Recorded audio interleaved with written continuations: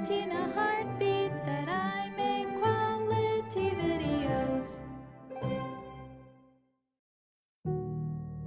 Stop using hospitals as horror settings. Fun alternative: cruise ships. Cruise ships exploit workers and can pollute as much as 1 million cars on a daily basis while dumping endless shit into the ocean and endangering all passengers on board because the onboard air quality rivals some of the most polluted cities in the world while being a breeding ground for disease. Cruise ships deserve to have negativity associated with them. Also, all crimes committed aboard a cruise ship is under the jurisdiction of whichever country they're registered to once they're a certain distance away from land, so you have the added bonus of the crimes being very unlikely to be properly investigated, due to usually being physically so very far from the actual police whose jurisdiction they're under. Terrifying! On top of that, cruise ships tend to have their own morgue, as people tend to die on ships all the time. Good for those spooky scenes. Plus, you can just, leave a hospital. Good luck escaping a killer or a monster or a curse or whatever in the middle of the fucking ocean. As an ex-cruise ship employee, let me give you some stuff to work with.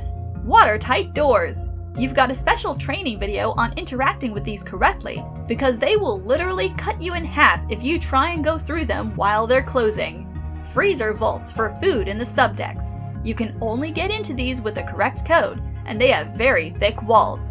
Good luck if you get shut in one of these just after the last round of checks, bucko. There are cameras everywhere, except in the crew cabin corridors. Also, there are no windows down there, because unless you're an officer, you live below the waterline.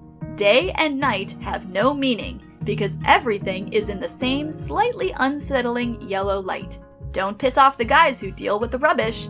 They have machines down there that can crush metal barrels.